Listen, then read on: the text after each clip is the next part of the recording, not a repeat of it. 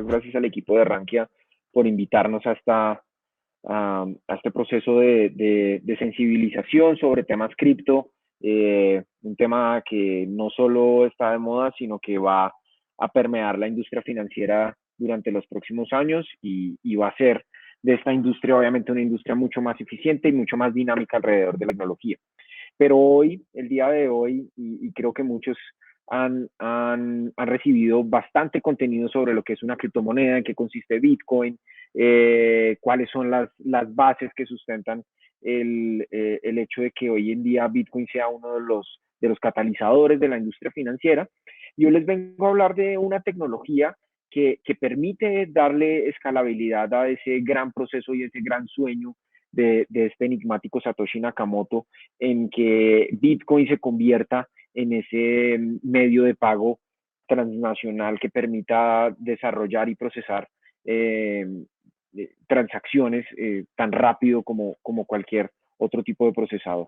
Y un poco de los antecedentes que quiero manifestarles, y esta es una presentación que cabe aclarar que esta es una presentación que está basada en varios conceptos de uno de nuestros desarrolladores y arquitectos, nuestro CTO Alejandro Echevarría de Buda.com, la cual pues contextualiza un poco desde el punto básico en qué consiste esta tecnología de escalabilidad de la red de Bitcoin. Y lo primero pues es llegar a esta parte histórica de qué pasó con Bitcoin, ¿no? El 3 de enero de 2009 se procesa el primer bloque de la red de Bitcoin llamado el bloque Génesis. Este bloque es un bloque que registraba una serie de transacciones directas en la red y que dio vida a esto que vemos como la red de Bitcoin y a todo el concepto de que es una criptomoneda y el dinero digital descentralizado. Y a partir de eso, este paper, obviamente para entrar en este contexto histórico que nace el 31 de octubre de 2008 en una comunidad, en un foro una comunidad tecnológica, llega a desarrollar este gran sistema que permite transferir pagos de un punto A a un punto B sin la necesidad de un intermediario. Y parte de esos conceptos que se dan alrededor del dinero y de grandes intentos que ha hecho la humanidad por desnacionalizar el dinero. Obviamente, la nacionalización de dinero tiene un concepto muy reciente con la creación de la Reserva Federal en 1913, que se comienza a materializar en países como Colombia y en otros países posteriormente. Obviamente había el Banco Nacional con la consagración de la Constitución de 1886 acá en Colombia, pero realmente lo que conocemos como el dinero nacional tiene un concepto muy reciente. De hecho, antes de la creación de la Reserva Federal y la creación del Banco de la República acá en Colombia, existían las emisiones privadas de dinero, es decir, los bancos podían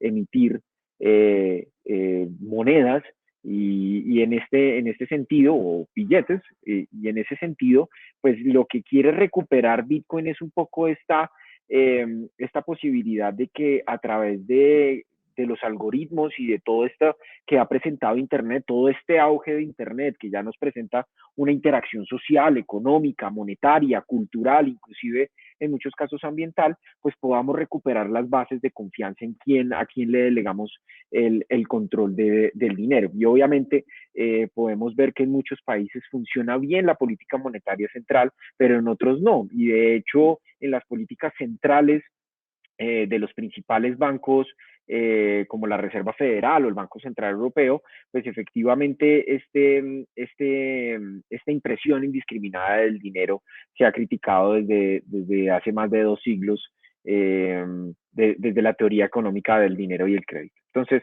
a partir de eso, pues el Bitcoin es una respuesta a esto, ¿no? Es una respuesta a cómo podemos generar transferencias de una moneda llamada Bitcoin en este mundo de los bits que permita transferir de un punto A a un punto B sin necesidad de un intermediario. En este caso, el paper, pues los invito a que lo lean, ya está traducido al español, son 9 hojas que pueden leerlas muy, muy rápidamente y pueden contextualizarse a partir también de Rankia y también de Buda, de Buda.com a través de la academia, en el contexto sobre el capitalismo y esta teoría calvinista monetaria. Pero entonces partamos del hecho y la parte esencial de lo que es Bitcoin, ¿cierto?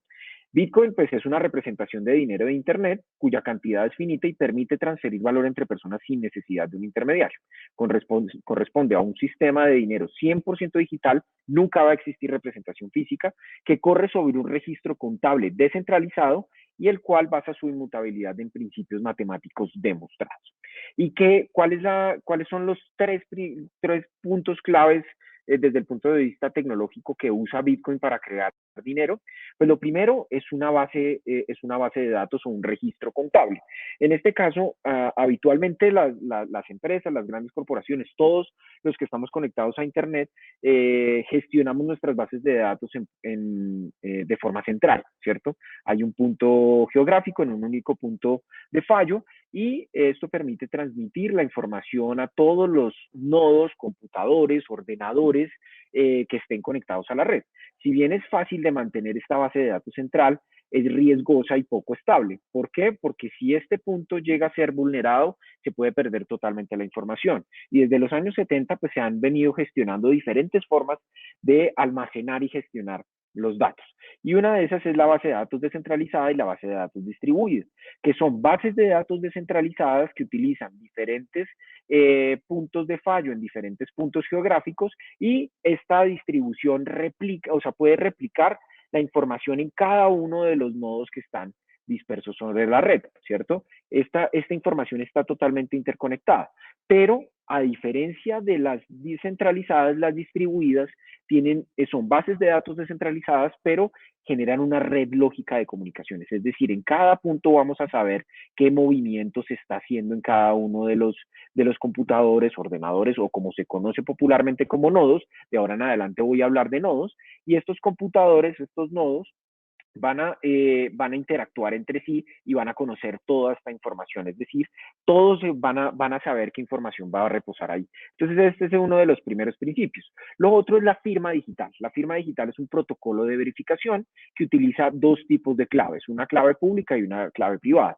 Para hacer la analogía a las firmas digitales, la clave pública es como nuestro correo electrónico, que es una dirección pública, una dirección que tú puedes compartir, y la clave privada es el acceso a esa información. Entonces, las firmas digitales son estos protocolos de verificación que utilizan evidentemente criptografía por detrás y estas dos claves están relacionadas matemáticamente.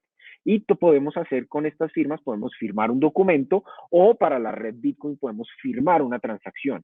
Y cuando yo puedo comprobar que yo tengo esa transacción, si tengo mi clave privada, si compruebo que tengo la clave privada, yo sé que yo soy propietario de esa transacción o de ese documento. Muchos de nosotros utilizamos las firmas digitales, por ejemplo, para firmar nuestras declaraciones de renta en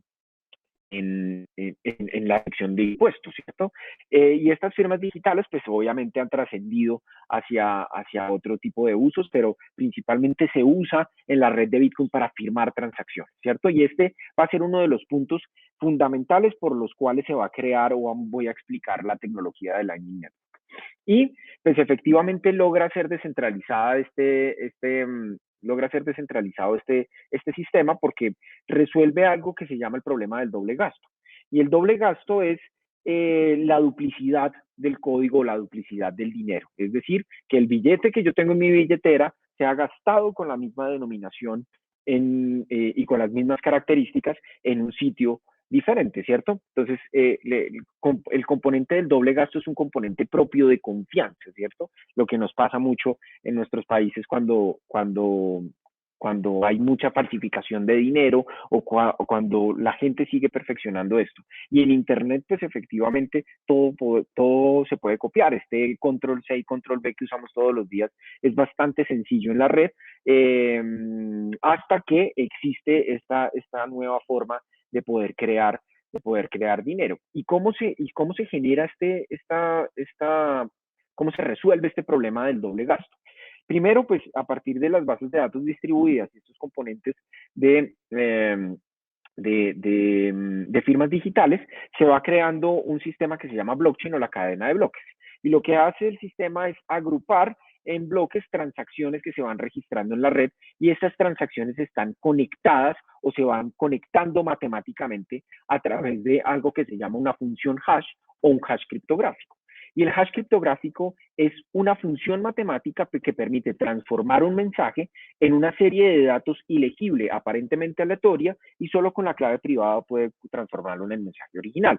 Si ven acá, para efectos de la transacción, vamos a hacer un paralelo o una analogía con un documento. El documento tiene una serie de caracteres y tiene una estampa de tiempo.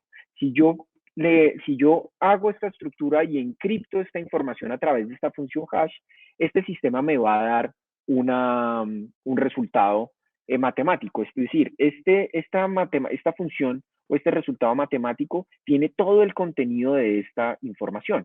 Pero, ¿qué pasa si yo cambio un carácter, un pequeño carácter de este documento? O cambio el tiempo en el que se estampa ese documento. Pues el sistema me va a dar completamente una función matemática totalmente distinta a la que vimos anteriormente. Entonces, esta función hash va a dar un elemento clave para resolver algo que se llamaba o que se llama el problema del doble gasto, que por eso existen los bancos o los intermediarios para validar esa transacción, pero que con esta función pues va a permitir que se quite ese middleman, ese intermediario, para generar sistemas de confianza entre personas, todo a partir de algoritmos matemáticos. Entonces, a partir de eso, esas tres funciones obviamente están inspiradas en varias tesis que se han dado durante mucho tiempo. Blockchain es uno de los componentes que tiene la red de Bitcoin, pero no es el único. De hecho, utiliza el hash criptográfico, utiliza el protocolo de consenso, la prueba de trabajo, entre otros elementos. Y el concepto de blockchain existe de 1991 con una tesis de Scott Bauer y Stonella, que son dos criptógrafos muy importantes. Entonces, cuando vemos esto ya desde la práctica, en qué consiste, cómo hago un pago en la red de Bitcoin, pues si yo hago ese paralelo que quiero comprar un café en el estado actual de Bitcoin, como está directamente asociado, pues yo lo que hago es a través de unas billeteras digitales, y si quiero hacer una compra, en este caso vamos a hacer un ejemplo, un café, y vamos a tener para el ejemplo dos actores, que son Alicia y Bernardo. La red funciona a través de los nodos, a través de estos computadores que están compitiendo entre sí para ganarse una recompensa de la red. Eso es lo que se conocen como los famosos mineros, que los mineros son los guardianes de la red, son las personas que ponen a disposición capacidad de cómputo para procesar información en la red y competir por una, por una recompensa y registrar un bloque. Quien registra un bloque es y quien desarrolla la cadena más larga de los bloques procesados, pues se gana esta recompensa. Entonces, como ven, en estos momentos, cuando yo quiero pagar, yo utilizo mi wallet Bitcoin y transfiero a través de un código QR o de una dirección de depósito, llámese una dirección hash o una función hash, ¿cierto? Entonces, este sistema va corriendo todos los nodos y la red Bitcoin va encontrando cuál es el camino más apropiado para llegar a Alicia a pagarle su café, ¿cierto? Y estos mineros se encargan de validar esta transacción. Y uno de ellos pues va a ganarse una recompensa. Entonces, lo que le pago a Alicia directamente, más la comisión de los mineros, porque yo tengo que pagar una comisión a los mineros, pues efectivamente este sistema va buscando la mejor ruta matemáticamente y el minero se encarga de validar que esa transacción se procese directamente en la blockchain y que contablemente ya yo tenga en mi wallet mi saldo descontado y que Alicia evidentemente también tenga su saldo recibido, ¿cierto? Entonces, registro el bloque y al final, pues va a tener el resultado directo de cómo comprarlo y cómo comprar este producto y cómo recibir estos recursos a partir del registro del bloque. Pero, ¿qué problemas hay directamente con este sistema de pago? ¿Qué es el primer problema que se presenta a Bitcoin? Que Bitcoin es diseñado más sobre la seguridad que sobre la rapidez de la transacción. Satoshi implementó todos los sistemas para que el sistema permitiera o garantice, como dice su definición, la inmutabilidad de esta información y que esta información no fuera modificada.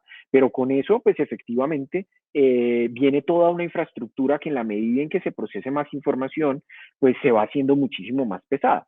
Y tal es así que en 2018 hubo unos picos bastante grandes de la red de Bitcoin que una transacción logró alcanzar el costo de un minero de hasta $37. Pues cuando voy a aterrizarlo realmente a los esquemas de pagos, pues si me voy a comprar un café, pues efectivamente no sería funcional comprar un café que me cuesta $2 y pagar $37 por esa comisión para que pudiera transarlo. Entonces, este es uno de los primeros problemas que se presentan en la red de Bitcoin. El alto costo que podría alcanzar un minero por lo que se pueda comprar o lo que se pueda adquirir. Y el segundo elemento de la red de Bitcoin es que la red de Bitcoin, o se cataloga que la red de Bitcoin es bastante lenta en comparación con sus pares o con su paralelo al sistema tradicional. En este caso, procesadores como Visa o Mastercard procesan más de 24,000 operaciones por segundo. Solo Bitcoin, la infraestructura, procesa 7 transacciones por segundo. No obstante, esta comparación resulta ser algo injusta y no tendría la validez de este comparativo, puesto que Bitcoin sería como esta primera capa del sistema que nosotros estamos desarrollando. Así que cuando comparamos Visa, un procesador de pagos, contra una red transaccional o un protocolo de red como Bitcoin, no estamos haciendo el comparativo o el paralelo justo de este sistema. Y déjenme explicarles por qué. En este caso, Visa está procesando sobre 2 capas de la red transaccional de tecnologías financieras.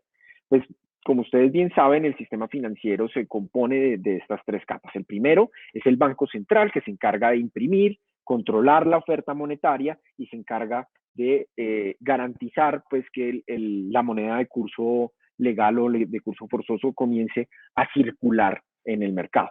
Pero para circular, efectivamente el Banco Central no podría solo circular este sistema. Necesita de otra capa, de una segunda capa, para poder gestionar, custodiar y administrar los recursos de ese dinero circulante, que son los bancos comerciales. Entonces, los bancos comerciales son estas capas que permiten desarrollar o darle alcance al dinero dentro de su capacidad de colocación y captación de recursos en el mercado, ¿cierto?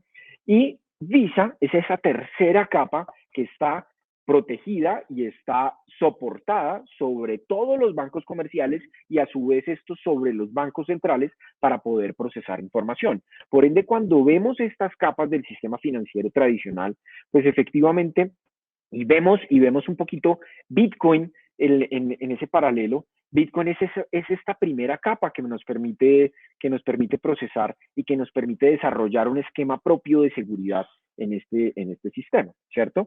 Y esta capa, la de más abajo, pues evidentemente no puede ser comparable con esa tercera capa del sistema financiero transaccional. Y a partir de eso hay algo que pasó en el 15 de marzo de 2018 en vista de toda esta evolución que tuvo Bitcoin desde su nacimiento 10 años después, ¿cierto? Porque efectivamente Bitcoin se desarrolla en el 31 de octubre de 2008 y pues 9 años después, más o menos antes de esto, eh, un grupo llamado Lightning Labs, liderado por esta gran eh, científica llamada Elizabeth Stark, eh, logró dar este primer paso de la escalabilidad de Bitcoin, conservando una de las propiedades más importantes de la red de Bitcoin, o 2 principios fundamentales de la red de Bitcoin: la privacidad de la información y la alta seguridad de la red. La seguridad de la red, sepan cuál es la dimensión de la red directamente, estamos viendo que para hackear la red de Bitcoin requerirías más de 100 veces la capacidad de Google, lo cual hoy en día todavía no existe. Y si existe, efectivamente sería mucho más costoso hackear la red que mantenerla. Cuando hackea la red es muy probable que la red se vaya a cero, pero nunca se ha hackeado la red y es como Internet. Internet nunca ha sido hackeado, lo que ha sido hackeado son los servicios desarrollados sobre la red de Bitcoin. Hay mitos que se dicen que la red de Bitcoin ha sido hackeada, pero la red de Bitcoin nunca ha sido hackeada. Entonces, en ese sentido, conservar esas propiedades es bastante valioso para la comunidad de Bitcoin y principalmente para quienes la están usando a su favor.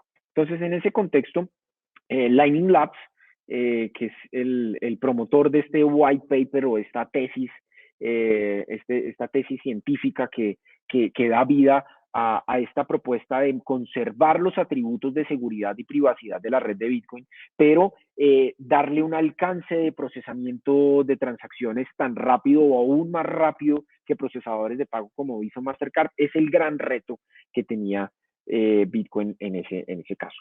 Y ahí se crea el nuevo concepto que se llama Lightning Network o pagos a la velocidad del rayo o la velocidad de la luz, ¿cierto?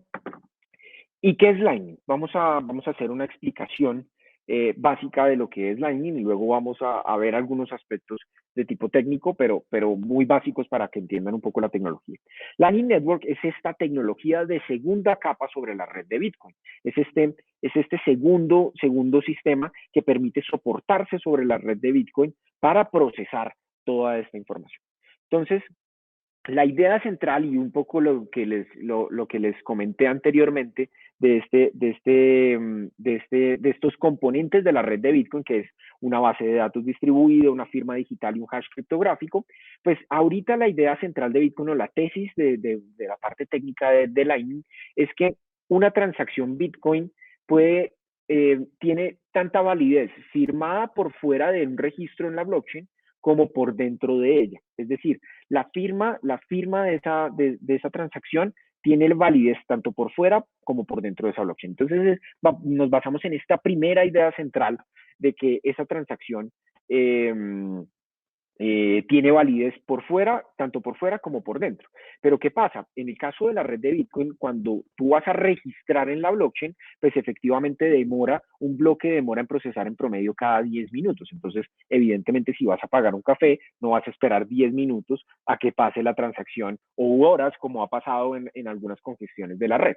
Entonces, el sistema lo que dice es, listo, esa transacción es válida, obviamente va a tener más componentes que vamos a ver adelante, pero una transacción firmada de Bitcoin vale tanto por fuera como por dentro de la red. Entonces, ese elemento va a ser muy, muy importante para que nosotros veamos cómo se compone esta red y cómo se van a generar estas transacciones, redes y canales de pago. Entonces, inicialmente, ¿cómo funciona la red de Lightning? La red de Lightning, a diferencia de los nodos de Bitcoin, estos nodos son nodos Lightning, son nodos propios que utilizan obviamente esquemas criptográficos similares o iguales a la red de Bitcoin, pero todo esto es sobre una segunda capa de esta red. Entonces, ¿qué pasa? Estos nodos desarrollan transacciones y direcciones de depósito que en este caso no se llaman direcciones de depósito o hashes de depósito como lo pasa en la red de Bitcoin, sino se llaman invoices, que son como a la traducción como facturas de transaccionales que se dan entre dos personas o más. Y el sistema lo que hace es comenzar a generar pues le genera una comisión a quien opere mucho más rápido esta red de Lightning y lo que hace la red es obviamente es encontrar la vía mucho más rápida para poder procesar esta transacción. Entonces, de todos los nodos que están conectados actualmente en la red de Lightning, pues el sistema me permite encontrar una vía o un canal muchísimo más práctico para poder desarrollar esta transacción, ¿cierto? Y a cambio, esta red pues cobra unas comisiones, pero es unas comisiones que obviamente están a una mínima fracción de lo que podía existir en la red de Bitcoin. Como vieron, la red de Bitcoin podía tener una transaccionalidad para un minero perfectamente $37, lo cual lo hace poco funcional. En este caso, la comisión de los nodos de Bitcoin está a fracción de satoshis, de decenas de satoshis. Un satoshi hoy en día, para que lo tengan en cuenta, hoy en día un satoshi está alrededor de los 1.6 pesos. ¿sí? Haciendo el comparativo con el valor en pesos colombianos, el valor en pesos colombianos puede estar ascendiendo a los 160, 170 millones de pesos un Bitcoin, pero recuerden que un Bitcoin es hasta 100 millones de unidades divisibles, por ende pueden comprar una 100 millonésima fracción de Bitcoin que hoy en día vale 1.76 pesos. Entonces estamos hablando de que una comisión de Lightning puede costar perfectamente decenas de satoshis, lo que se conoce como las fracciones del Bitcoin, de estas fracciones de Bitcoin. Entonces, cuando ya hago esta transacción busca lo más rápido y la vía más rápida, y toda esta transacción es una transacción en Internet, es una transacción que está por fuera de la red de Bitcoin. ¿Y qué pasa? ¿Qué pasa en este caso? ¿Cuáles son las dos promesas básicas de Lightning? Es que primero existen fees por las transacciones efectivamente, pero son muchísimos, exponencialmente mucho más bajos actualmente. Y las transacciones se procesan en segundos en vez de minutos, dándole la escalabilidad que requiere la red de Bitcoin como medio de pago. Y Lightning utiliza un concepto que se llama los canales de pago. Esto es uno de los principios, aparte de las transacciones por fuera, de las transacciones firmadas, de las firmas por fuera de la red, utiliza un concepto que se llama los canales de pago. ¿Y cómo funcionan estos canales de pago? Volvamos al ejemplo de Alicia y Bernardo. Alicia y Bernardo lo que quieren es generar un canal de pagos entre ellos, ¿cierto? Entonces, ¿cómo generan un canal de pagos entre ellos? Lo que hacen es que, como les comenté anteriormente, la firma es uno de los elementos primordiales para validar una transacción. Entonces, ¿qué hacen en este proceso? Lo que hacen es crean un canal de pagos o crean un sistema de reserva en sus bitcoins a través de un canal de pagos, y estos bitcoins, por ejemplo, para el ejemplo, Bernardo tiene 10 bitcoins, Alicia tiene 10 bitcoins y lo ponen como una especie de fondo, ¿cierto? Y este fondo va a tener un mecanismo multifirma de pagos, es decir, que los dos van a firmar esa transacción, ¿cierto? Y los dos van a participar de ese fondo, de esa transacción. Entonces, lo que primero hace el sistema es validar que la transacción exista en la red de Bitcoin, ¿cierto? Porque, pues efectivamente, si la transacción toda va a ser por la fuera de la red, pues blockchain no tendría sentido para validar esta transacción y se perdería también este gran problema del doble gasto. Entonces, lo que hace este sistema es que los canales, para abrir un canal de pago, primero tienes que validarlo directamente en la blockchain. Entonces, estos fondos se van a una transacción que es multifirma, es decir, hay dos firmas, hay dos partes que están firmando la transacción y que la registran directamente en la blockchain. Y ahí, inicialmente, se crea este primer fondo, que es esa transacción de financiamiento para crear este primer canal de pagos entre Alicia y Bernardo, ¿cierto? Pero esa transacción, después de una vez es validada en la blockchain, es decir, la blockchain dice, sí, es efectivamente una transacción de Bitcoin, este Bitcoin existe, este Bitcoin tiene estas características, este Bitcoin estos Bitcoins son verdaderos y tienen dos firmas que soportan esta transacción. Lo que hace el sistema es devolver esos fondos a esta red de segunda capa, ¿cierto? Entonces, una vez valida esta transacción, devuelve los recursos. Y estas dos partes, Alicia y Bernardo, van a tener un registro contable de su transacción.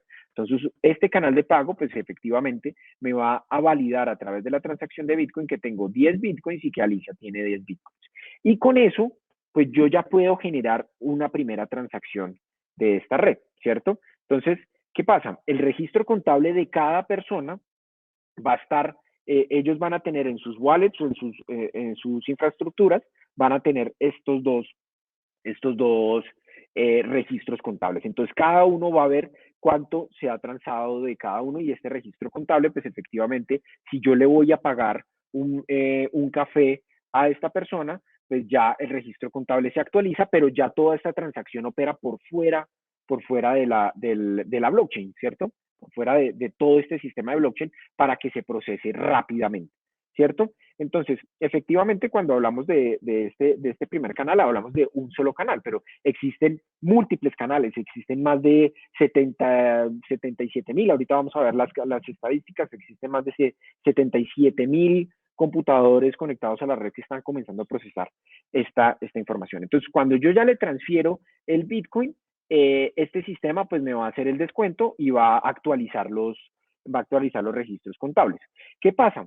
Pero ¿qué pasa si Alicia se desaparece o si Bernardo se desaparece? El mecanismo te va a permitir que si quieres cerrar este canal de pago, en algún momento de la vida vas a poder hacerlo a través de tu firma, ¿cierto? Y se va a estampar el último registro que ya llevaban anteriormente, ¿cierto? Entonces, por ejemplo, Alicia pues, le compraron en el canal no solo un café, sino compraron un balón, compraron otro tipo de productos y este último balance, si quieren ya cerrar el canal, lo pueden registrar directamente en la blockchain y este último registro es el que se va a registrar en la blockchain, generando esta transacción de cierre y garantizando que los fondos de cada uno sean los fondos que ya se desarrollaron, ¿cierto? Pero entonces, Lightning trata de integrar otro nuevo concepto, porque efectivamente el concepto propio de generar solo unos canales de confianza, unos canales transaccionales, pues puede que no sea funcional porque de pronto yo tendría que generar miles y miles de canales en la medida en que voy yendo a generar una transacción con una persona, lo cual es cero funcional. Y ojo que este concepto de canales de pago ya lo tenía Satoshi dentro del paper, ya lo tenía contemplado, ¿cierto? Solo que se materializó a partir de esta tecnología. Y entonces Lightning lo que propone también es una red de canales. ¿Y cómo se conectan estas redes de canales de pago? Esto que vimos anteriormente. Estas redes de canales de pago, volvamos al concepto de Alicia y Bernardo. Y Bernardo quiere comprarle un café a Alicia, pero no tienen un canal directo, ¿cierto? Entonces aparece este nuevo personaje, este intermediario que se llama Camila. Camila está conectada a la red de Bernardo y a su vez también a la red de Alicia. Pero Camila, para el ejemplo, obviamente es solo uno de los miles de canales que podían procesarse. Detrás de Camila hay miles de canales de pagos que podrían ser conectados a través de la red, como lo vimos anteriormente. Lo que hace la red de Lightning y la red de Bitcoin es buscar cuál es el mejor camino para comenzar a llegar al destinatario final. Entonces, en el caso de Bernardo y Alicia, quieren hacer una transacción, pero no tienen un canal de pagos directo. Entonces, lo que hace el sistema es buscar un nodo o un personaje, un ordenador que permita desarrollar esa transacción y que tenga vínculos con esos canales de pago o que encuentre el mejor canal de pago. Y a partir de eso, entonces Camila aparece como ese intermediario, ¿cierto? Entonces Camila obviamente va a querer su comisión. Entonces le dice a Bernardo, digamos, no se dicen, para que lo entiendan, en la analogía se dicen, pero eso es una transacción totalmente tecnológica y matemática. Entonces, lo que le dice a Bernardo es, listo, yo le paso esa transacción del Bitcoin, pero le voy a cobrar 0.1 Bitcoin, por decir un ejemplo. Como les digo, esto son unas transacciones que son a decenas de satoshis, que es una fracción del costo. Entonces, el sistema lo que va a decir es, listo, yo le hago esa transacción. Y se comunica con Alicia y Alicia dice, listo, yo quiero hacer esa transacción. Pero entonces hay una función matemática que tiene que corroborar y cerciorarse de que Camila sí tiene ese canal de pagos con Alicia y a su vez tiene ese canal de pagos con Bernardo, ¿cierto? Entonces, hay una función que matemáticamente va a transmitirle Alicia a Bernardo directamente. Entonces le va a decir, mire, el resultado de mi transacción es H, es un resultado H, ¿cierto? Pero yo tengo que saber cuál es el secreto, digamos, cuál es esa clave o ese resultado a través de una función que vamos a denominar función S como función secreta, ¿cierto? Entonces, Alicia le pasa a Bernardo y le dice, es H. La transacción me da H. Entonces le manda un invoice o esta dirección. Cuando le manda esta dirección H, ¿cierto? Lo que hace Alicia posteriormente es, listo. Entonces, yo tengo esta dirección H, pero usted me tiene que decir, Camila, cuál es el resultado, cuál es la función hash S. Tiene que decirme cuál es esa variable que todavía me falta para desarrollar para desarrollar el resultado matemático H, ¿cierto? Entonces, ¿quién sabe cuál es el valor S? Pues lo sabe Alicia, ¿cierto? Y Alicia le tiene que decir a Camila cuál es esa función. Entonces, Camila le pregunta directamente y ellos hacen una transacción de fondos entre ellos y Alicia le dice, efectivamente, si usted tiene saldos, mire, Camila es S, ¿cierto? Y Camila va y le dice a Bernardo, Bernardo es S. Y efectivamente lo que hacen todos es actualizar sus registros contables, ¿cierto? Y pues ya, como ven, aquí ya se actualiza el saldo de Alicia, el saldo de Camila se aumenta y los saldos entre Alicia, el saldo que hay entre el canal de Alicia y el canal de Bernardo también se actualiza, generando pues obviamente la comisión del 0.1 que cobra Alicia por esa transacción. Todo esto se da en cuestión de segundos y lo que hace es encontrar esos sistemas de pagos.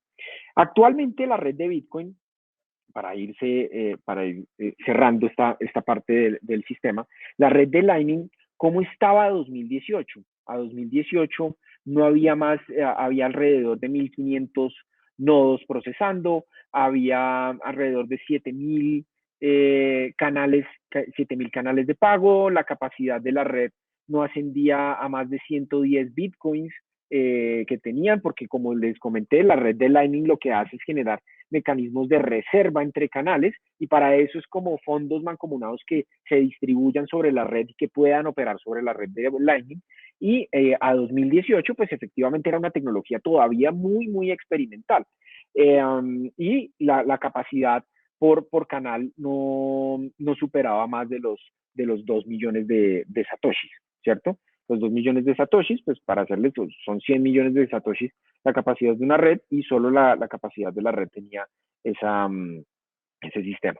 Pero hoy en día, primero, hay más de 15.000 nodos conectados a la red y más de 70.000 canales de esos nodos que están procesando toda esta información. Y la capacidad de la red pasó de 110 bitcoins a más de 2.907 bitcoins de capacidad de la red para procesar cualquier tipo de transacción que se dé sobre este sistema. Y el promedio, como ven la capacidad por canal, ya ha superado en los últimos 3 años, casi está al doble de la capacidad que tenía en 2018. Es decir, esta red está superando todas las expectativas propias y ya hay muchos operadores de intercambio que están desarrollando esto.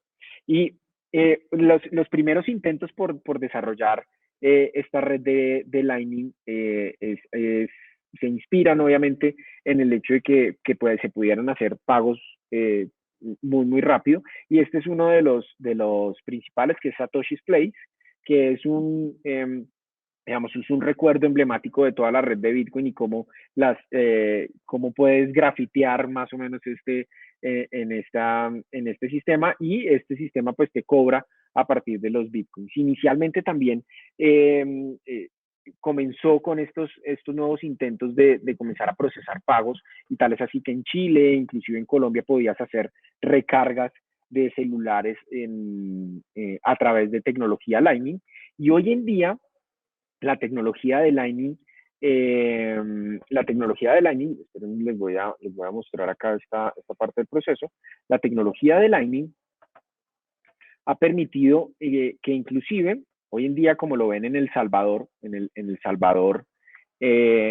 en El Salvador obviamente se tienen que registrar transacciones a una velocidad muy, muy alta, porque hoy en día el Bitcoin es una moneda de curso legal y están desarrollando tecnologías con Lightning, pero Lightning se ha asociado con empresas tan grandes como Visa o Mastercard para procesar pagos con Bitcoin y que sean franquiciados por los mismos procesadores. Y tal es así que hay ahora una tarjeta llamada Pay with Moon que está asociada a Visa y que puedes cargarla para comprar en cualquier establecimiento vía Lightning Network y gastar todos tus bitcoins a partir de, o lo que quieras gastar de tus bitcoins a través de una tarjeta con un uso masivo e internacional.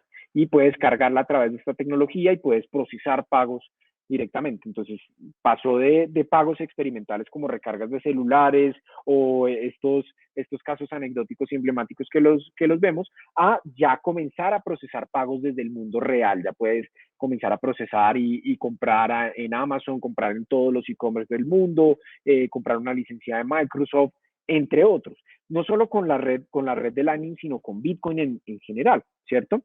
Y te da, pues, obviamente el conversion rate y este invoice de esta transacción, pues puedes ponerla temporal o puedes validarla por un tiempo mucho más extendido. En el caso de las transacciones de Lightning, pues Lightning ya ha permitido que muchas de las personas que compran Bitcoins y venden Bitcoins utilicen esta tecnología para que los costos cuando retiran de sus plataformas, pues les cueste mucho menos que una transacción habitual de Bitcoin y que estas transacciones efectivamente se masifiquen.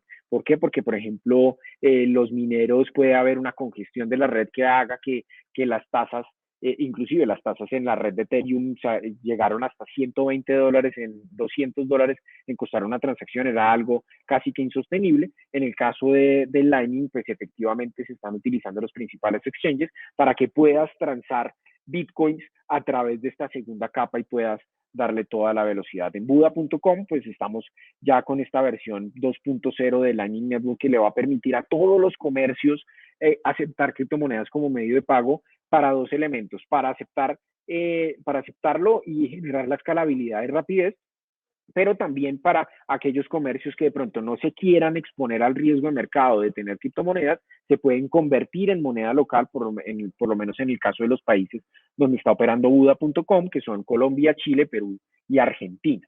En este caso, pues la tecnología evidentemente avanza de forma muy rápida y creemos que Bitcoin y Lightning Network van a ser los principales elementos por los cuales Bitcoin va a escalar hacia la industria financiera de forma muy rápida. Y les dejo esta reflexión para cerrar esta parte. No sé si saben qué pasó el 1 de enero de 1983, pero después de varios intentos en 1969, la creación de ARPANET, que le da vida a Internet, se comienza a procesar esta red de comunicaciones llamada TCP/IP, que le da vida a Internet. ¿Y qué pasó años después? ¿Qué pasó 8 años después? El 20 de diciembre de 1990 se da el primer concepto que le da la escalabilidad y popularización a Internet y masificación de la adopción de Internet, que son las World Wide Web, que lo vimos en los años 90 en los países desarrollados, que a comienzos del 2000 comenzamos en esta nueva fase de Internet llamado el Internet del conocimiento, que permitió darle vida a la democratización o liberalización de la información, y creemos que estos son los primeros pasos que ha dado la red de Lightning y que ha dado este gran proceso. Entonces, Internet solo se logró masificar realmente con la creación de la web. Pasará lo mismo con Bitcoin y Lightning Network en este caso, por lo menos en estos casi 3 años que se lleva experimentando con la tecnología, así lo ha hecho. Ya con estas discusiones a nivel regulatorio y a nivel de país y económico, vamos a ver si Lightning va a ser una de las redes que mayor capacidad van a tener sobre la red de Bitcoin y si va a ser ese web que le va a dar vida a la red de Bitcoin en otros contextos. Les agradezco mucho. Estos son mis contactos para quienes quieran saber más sobre Buda.com. Nosotros somos una plataforma de intercambio de criptoactivos que opera en 4 países de Latinoamérica.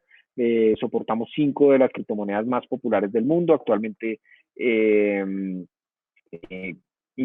integramos USDC, que es un token colateralizado con dólares americanos, entonces la gente va a poder comprar dólares tokenizados o dólares digitales, exponiéndose al riesgo de la volatilidad del dólar americano y podrán ahorrar, podrán transferir.